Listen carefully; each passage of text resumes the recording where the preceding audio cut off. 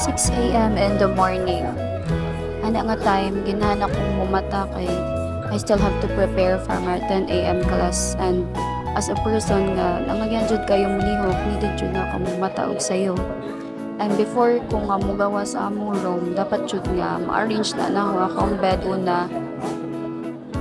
And maghimuta ko by base rin niya naitaw sa gawas. Makita sa itong dagway, at least, diba, balagbag umata, tarong atong lang. So, nibakod na ko dira, niya, nigawas ko.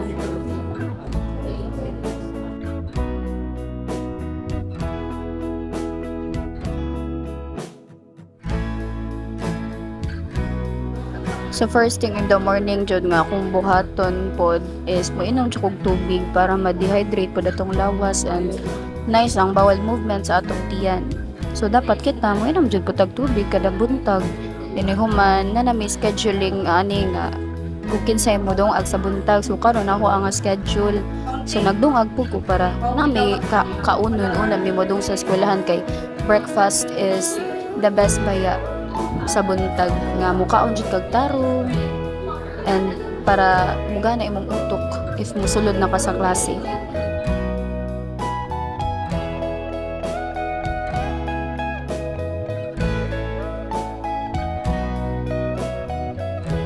So kani nga time kay nag-review na ko for our quiz kay isip usa ka slow learner needed jud na ako mag-study kay dili pwede og stock knowledge lang nato, so need jud nato og hard work and persistent sa pagtuon kay need man na nato diba para makapasar ta para natay good grades. And karon maligo na pud ko para ma-refresh akong mind. So karon magluto na pud ta og sudan para natay pang pamahaw in town. Isip ko sa ka-budget student, madali-dali ra jud na mong luto kay kanhi bitang mga canned goods, mga ana kay mas tipid si Jan, ya dugay pud nimo si Jan makaon like kani akong giluto. Makaon na isa ka adlaw, tipid-tipid pud kay dili taon dagko ang allowance nato. Mukaon na ta.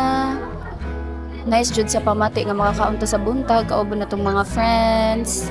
Magstorya-storya, ay magkaon dapat pudunta nga manglimpyo ta, manghugas ta sa atong kinanan para dili siya gubot.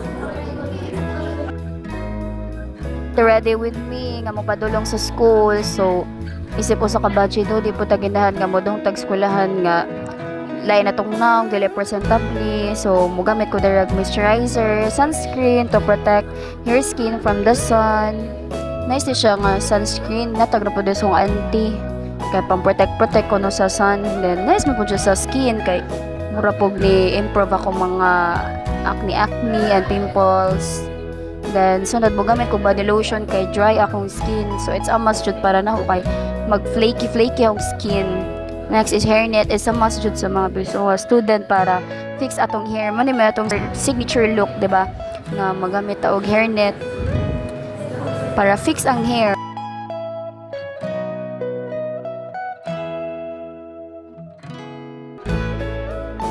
As a OA student, so na jud po ko'y clip dira sa kilid.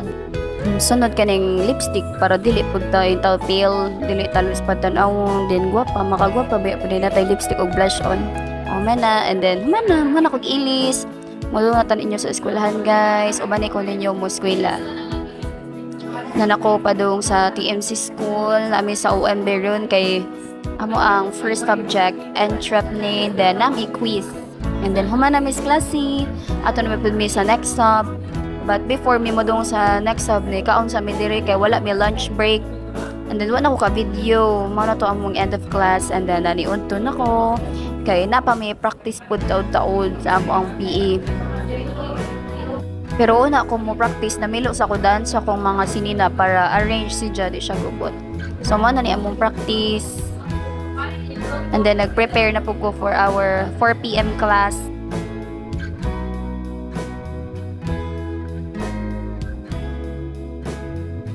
So humana ang klase, din ibalhin ako sa Picas room. Nagtambay ko diri kay gahuwat ko sa akong mga kauban kay mag-practice me. So nag-practice na me for the doxology of the office champ. Then nahuman kong 7 PM na kong nauli.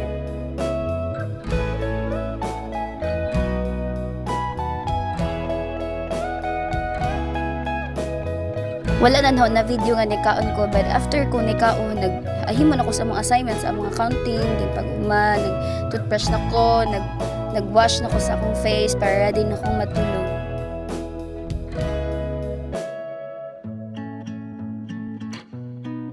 Then time to sleep na. But before you sleep, dapat i-make sure nga naka-pray ka and have a good night and have a good rest.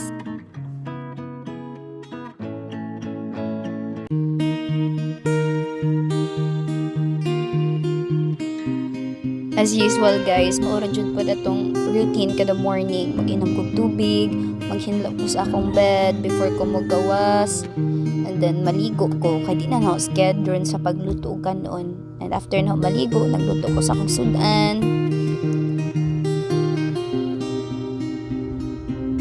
So gahapon wala ko kapanihapon aning sudan na mo, naggirihit na lang pud ni nako kay sayang man pud, diba? Di pila ilaing mukaon kundi ako ra pud mismo sa mga unatan ninyo.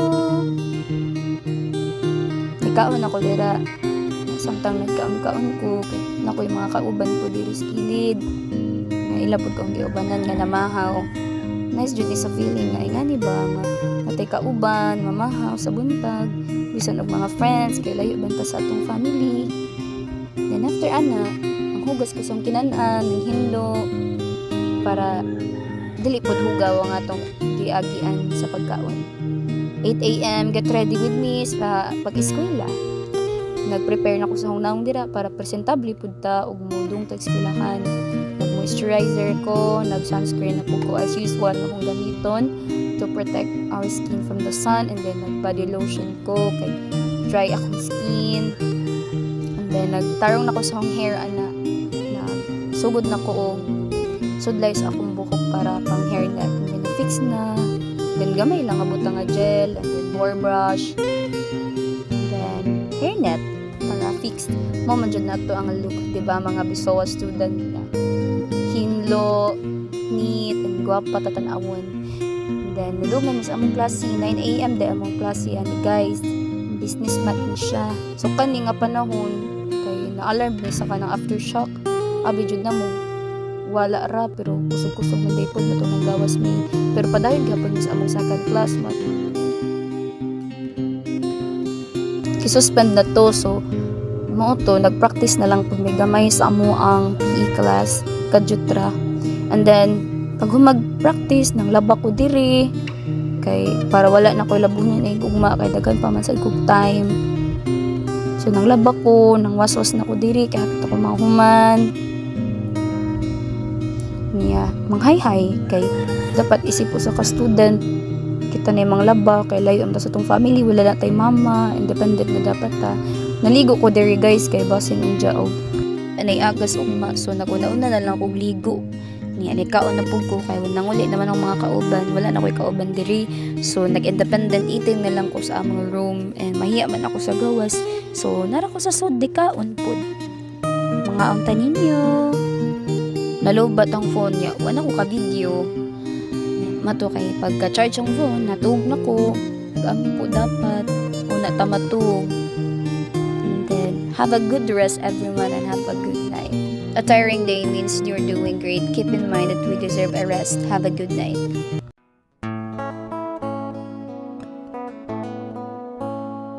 Start of the weekend and my routine is still the same. Kada buntag mainom kog tubig para dehydrated ang lawas and nice ang dagan sa atong bowel movement. Nagluto na sad ko diri kay ako ra may tao, nagluto og kanon. Awas ang gihugasan daan kay wala na siya nahugasan gabi. Pero sa boarding house mahimo jud kang independent person kay wala joy mama or papa nga motabang nimo. So karon baran out man di ay magdungag ta sa butane kay wala man day choice, wala man ta mataog sayo. Nya paghuman kay wala naman ko laing sudan, nagluto na lang pug og fried rice. Nya lami man sad ang fried rice bisag wala laing sagol ginhandra kog daghang garlic. Nya matarong lang pud siya pagluto. Lami naman ni mao man ni kanuno na mo sa balay kasagaran. Kasagaran jud mula jud ko sa balay basta Friday night na kay mosabay ra ko sa gigagop pero wa ko kasabay kay nakoy practice rong weekend Saturday sa among doxology niya. Nag-brush na lang po kog teeth and then nag-wash kog face para mag-prepare sa practice na mo rong taud-taud.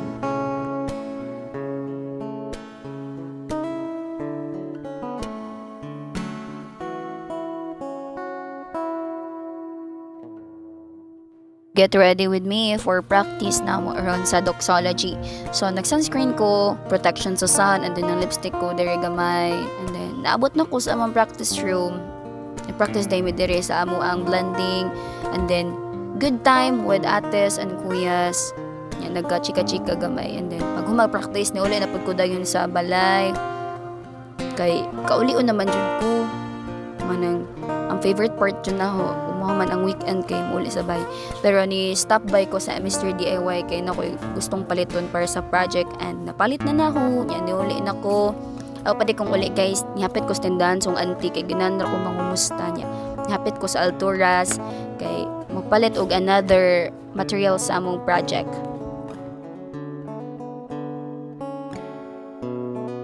Nabot na ko diri sa SOD Alturas and then nagpalit na lang pag ko og journal sheets kay nakakita man ko nga na sila available nga 2 columns so nagpalit na lang pag ko. Nakuman akong palit sa school project materials. Yeah, mauli na ko ani part. Nisakay na ko ani tricycle padulong sa amo. Ma-independent jud ta no if ma-enter na ta og college life. Manahuli na ko sabay. Ang spot jud nga kanunay na akong puntahan if mauli ko sa balay kay kaning duyan jud sa akong angkol. Kay ginahan ko diri kay nice jud ang air, fresh kaadyo. Kita ko sa daghang manok nga naglaro-laro sa paligid unya. Wala mo ko kapaniod to nya di mo ginahan mo mukhaon og kanon so nagkaon ko diri pan kay na may pan sa balay. And then sa ato yung kinabuhi no kay if makalingkod tag ingani nga spot bitaw dagag kahoy, hilom, hangin kay dagan jud tag ma-reminisce nga mga survival moments, mga challenges. Sa atong kinabuhi jud no, dagan jud mga butang nga maka-drain nato, makasapot nato, makatangtang sa atong energy. But always think nga life is too short, nga tagaan pagbili ng mga butang nga gamay ra.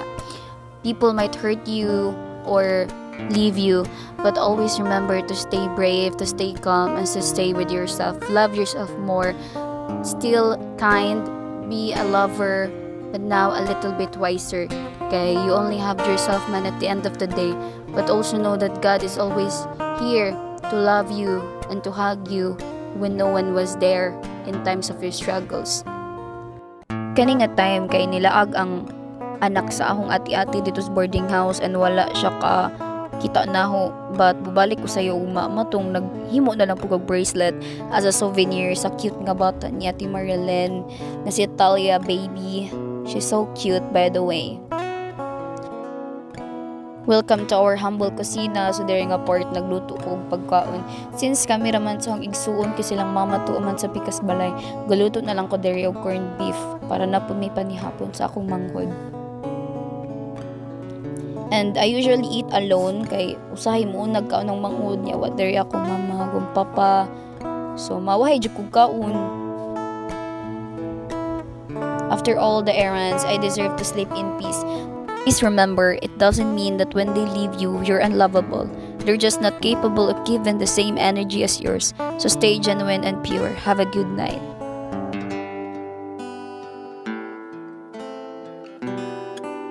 It's already Sunday and the same routine as usual.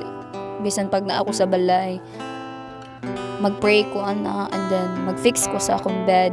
Una ko mugawa sa balay.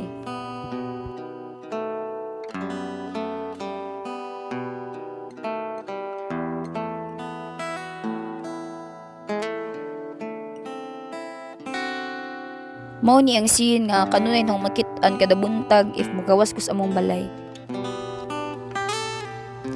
Kada buntag jud kay makigbanding jud ko sa akong auntie nga silingan ra pud namo kay wala man silang mama ani.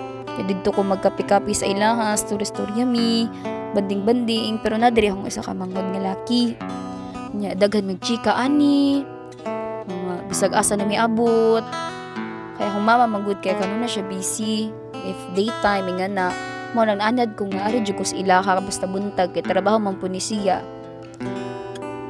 Kaya pag human nagluto na po kog sudan sa amoa kay alas 7 na pud ni sa buntag. Nya nadirang manghud samok sa kilid. Nga na si Jack kada buntag man. Galuto ko dirig itlog kay kami ra mampud kay pa man sila mama naabot. Pag humandira orang gikaraw-karaw kay mo maniginan sa mga manghod nga kanang scrambled jud ang egg. Isip usa ka ate kay mo jud ni trabaho na sa balay kada buntag mag-ate man sa ko mga manghod. Nya naligo na ko kay muskwela na pud ko na ko class during at 10 AM sa Tagum Norte. Nan human na ko mobalik na ko sa boarding house, nagbitbit na ko sa akong gipamalit.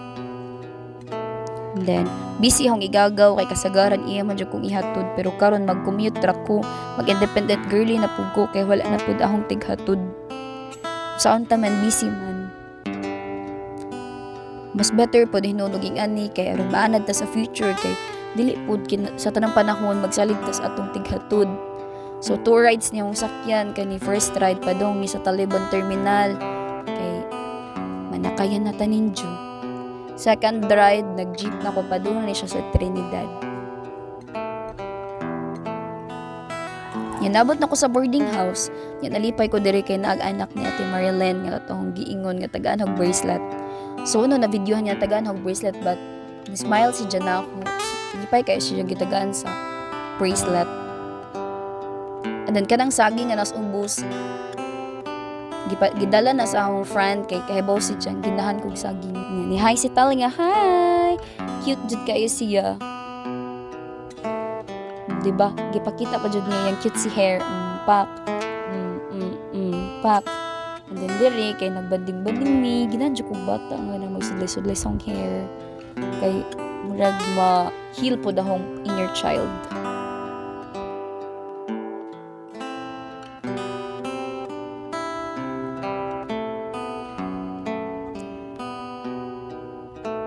During a part kay nagsayaw-sayaw ni mi kay dancerous man kay ning bata agud very energetic jud si Jody siya mahutdan og energy. Andun dere kay gisungog na siya sa among ka-boardmate. Muning sige na siya kataw-katawa diri o sayaw nasa jud sayo bata buyag jud energetic jud kayo siya. So dapap na yung gisayaw daw guys. Pop. So dapap na prenaktisan pa na sa iyang inahan arang hana sa inahan dancer man pag inahan kani nag-prepare man nami sa school madong nami sa Tagum Norte for 3 hours class nila mo 10 to 1 PM ni among klase guys nya nanakayan na mig tricycle dire padong nami dito sa Tagum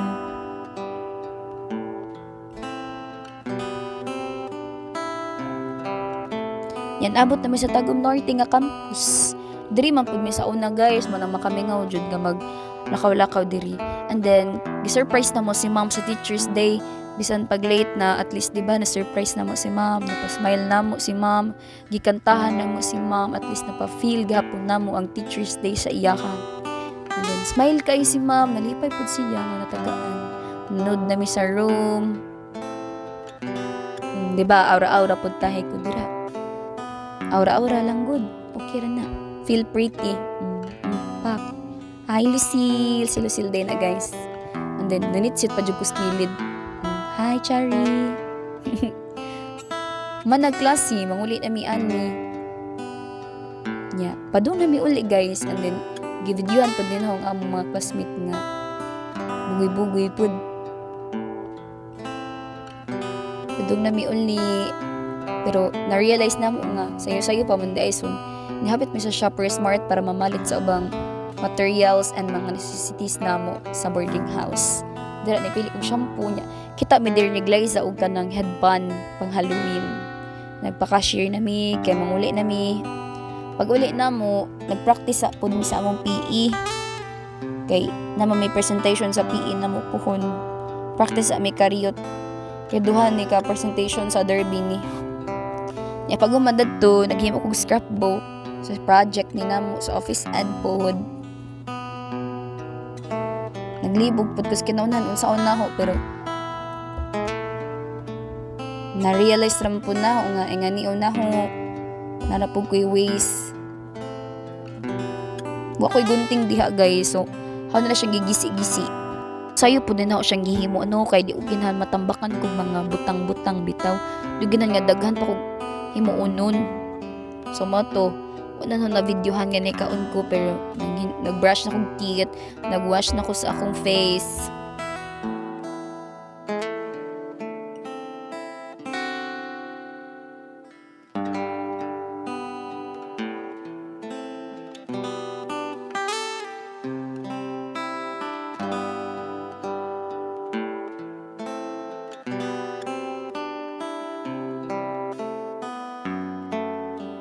Pagkahumanad to, natug na ko. So choose where you're happy. People will judge whether you do good or bad. So choose your happiness in a way. We all deserve to be happy. Have a good night, everyone.